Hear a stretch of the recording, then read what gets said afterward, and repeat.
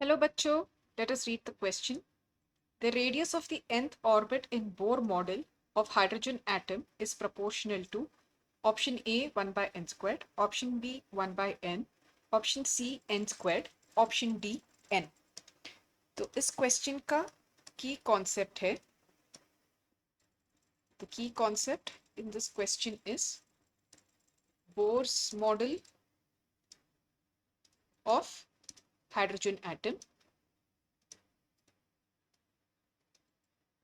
तो Bohr's model of hydrogen atom के theory से हम ये लिख सकते हैं कि the angular momentum mvr is equal to nh by 2 pi, जिससे हमें ये पता चलता है कि angular momentum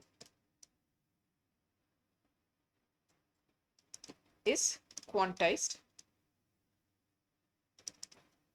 तो एक क्लासिकल अप्रोच लेके we can say that mv squared by r, जो कि सेंट्रीपिटल फोर्स है, that will be equal to the Coulomb interaction between the nucleus and the electron, जो कि है ze squared by 4 pi epsilon naught r squared. तो इन दोनों equation से we can actually get the expression for the radius of the nth orbit of the Bohr's hydrogen model. So we can say that from Bohr's theory of the hydrogen atom, हम ये लिख सकते हैं कि the expression for the radius of the nth orbit, उसका expression है R N is equal to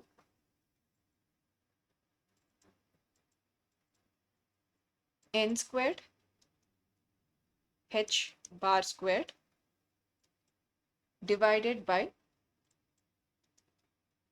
z e squared k e into m e.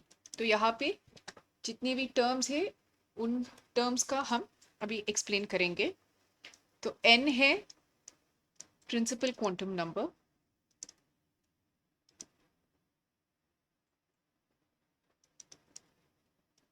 Principal quantum number. h bar को हम रेड्यूस्ड प्लैंक कांस्टेंट कहते हैं, reduced Planck's constant, जो कि है h bar is nothing but h by 2 pi. Z is the atomic number.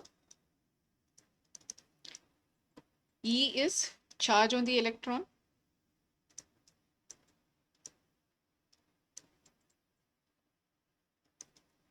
और ke है the Coulomb constant, which is 1 over 4 pi epsilon naught. So we can just write this as the Coulomb's constant. और अंत में me is the mass of the electron. तो hydrogen atom के लिए for hydrogen Z का value 1 है. So therefore Rn will be n squared h bar squared divided by e squared ke into me. अभी n squared के अलावा बाकी सारे जो टर्म्स है सब कांस्टेंट्स हैं. तो इससे हम ये लिख सकते हैं कि the radius of the nth orbit is proportional to n squared. तो अभी हम क्वेश्चन पे जाके करेक्ट ऑप्शन को मार्क करेंगे. So the radius of the nth orbit in Bohr model of hydrogen atom is proportional to, the correct answer to this question is option C, n squared. Hope you have understood it well. Best of luck.